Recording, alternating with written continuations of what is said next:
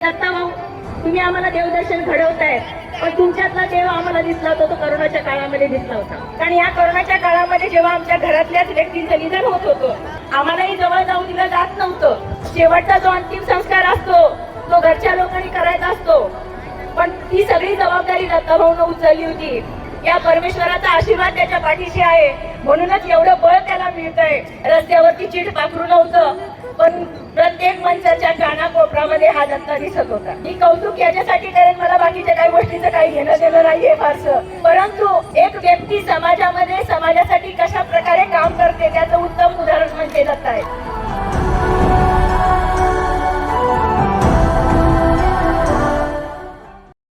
मंचर नगरपंचायत निवडणुकीत आता रंगत चढत आहे. अवघ्या 5 दिवसावर मतदान आहे.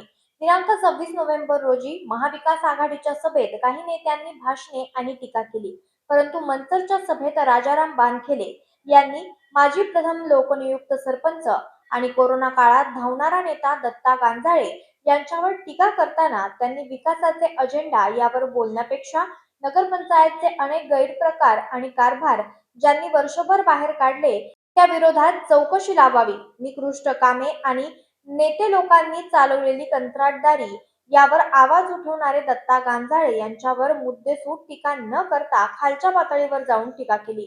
आज आपण पाहणार आहोत नेमकं काय बोललेत राजाराम बानखेले. यावर प्रतिक्रिया आपण दत्ता गांजाळे यांची घेणार आहोत. माणूस किती भामटा आहे.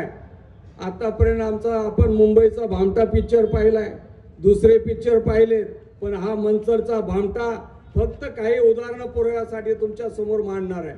कागदाचे गठ्ठे पत्रकार बांधवांनो, ही नुसती कागद नाहीत. माझ्याकडे मी स्वतः काही बोलणार नाही. त्यांनी जे जे पराक्रम केले चेअरमन साहेब, ग्रामपंचायत असताना मागाशी वसंतराव म्हणले की या ग्रामपंचायतची नगरपंचायत कशासाठी केली. तुमच्या समोर ग्रामपंचायतचा ऑडिट रिपोर्ट आहे. त्या ऑडिट मधला खर्च आहे, वाचून दाखवला तर बानगुडे पाटलांना पुढे जायचंय, खूप वेळ जाणार आहे. या झेरॉक्स प्रति ज्यांना पाहिजे त्यांना मी उद्या देईन. त्या कोरोना काळात सुद्धा प्रचंड मोठा भ्रष्टाचार केलेला आहे बांधवांनो. जे आपले या ठिकाणी छत्रपती शिवाजी महाराजांच्या स्मारकाची वेस बांधली, त्या वेसीसाठी सुद्धा लोकांकडनं पैसे जमा केले, पण त्याचा हिशोब आजपर्यंत दिलेला नाही. त्याच्यात सुद्धा मोठा गोंधळ आहे. प्रत्येक ठिकाणी जे पीपी किट घेतले ते शासनानं, जे मृतदेह जाळायचे होते ते जाळायची परवानगी फक्त महापालिकेला, नगर परिषदेला, नगरपंचायतला आणि ग्रामपंचायतला होती. मंचरच्या सरपंचांनी त्या ठिकाणी ते केलं, म्हणजे काही नवल केलं नाही. महाराष्ट्रातल्या सगळ्या सरपंचांनी ते केलं, सगळ्या नगरसेवकांनी केलेलं आहे बांधवांनो, वेगळं काही केलेलं नाही. या ठिकाणी त्यांची भामटेगिरी जर सांगायची झाली तर त्यांनी एक हॉस्पिटल टाकलं होतं. त्या हॉस्पिटलमध्ये काय गडबड केली ते जाहीर नोटीस त्या डॉक्टरांनी पुढारी पेपरला दिलेलं आहे. त्याचं फक्त वाचन करतो आणि 30 तारखेला राहिलेला मोठा ॲटॉम बॉम्ब त्यांच्या भ्रष्टाचाराचा मी तुमच्या पुढे फोडतो. जाहीर नोटीस आमच्या असेल डॉक्टर सागर ज्ञानेश्वर गांजाळे. कुणाला फसवलंय? डॉक्टर गांजाळेंना, आपल्याच भावकीतल्या माणसांना. राहणार H730 Swaraj residency Chikhli road, Boradewadi, Moshi, Pune.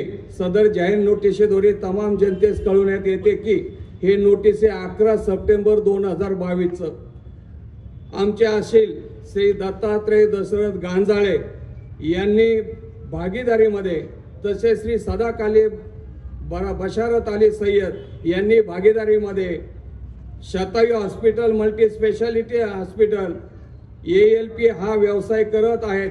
परंतु शतायू हॉस्पिटल मंचर आंबेगाव रुग्णालयाचा परवाना आमच्या असेल डॉक्टर सागर ज्ञानेश्वर गांजाळे यांच्या नावाने आहे. आमचे असेल 2022 पासून 1 जुलै 22 पर्यंत सकाळी 9 ते दुपारी 4 पर्यंत नियमित रुग्णालयामध्ये येत होते. जुलै पासून आजपर्यंत आमचे असेल सदर रुग्णालयात गैरहजर होते.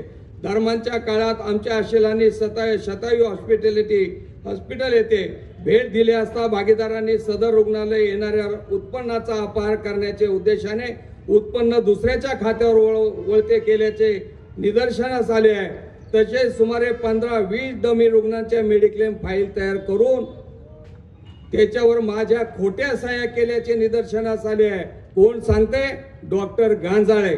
खोटे मेडिक्लेम केले, स्वतःच्या नात्यातल्या माणसांचे केलेले आहेत आणि लाखो रुपये या खोट्या मेडिक्लेमचे पैसे या भामट्यानं लाटलेले आहेत. बांधवांनो, राजाराम बानखेल यांचा त्याच्याशी वैयक्तिक वाद नाही, भावकीचा नाही, सोयरिकीचा नाही, पण जो जनतेला लुटतो, जो जनतेचा दुश्मन आहे, तो राजाराम बानखेल यांचा दुश्मन आहे. बांधवांनो, त्यावेळेस त्यांनी त्यांच्या खोट्या सह्या केल्याचे निदर्शनास आले. याशिवाय सदर गैरहजर काळात भागीदारांनी कर्मचाऱ्यांच्या मदतीने माझे आशेलाचे रुग्णांच्या औषधाचे प्रिस्क्रिप्शन म्हणजे डॉक्टरांच्या औषधाच्या चिठ्ठ्या सुद्धा डॉक्टरांच्या खोट्या सह्या करून पेशंटला दिलेल्या आहेत.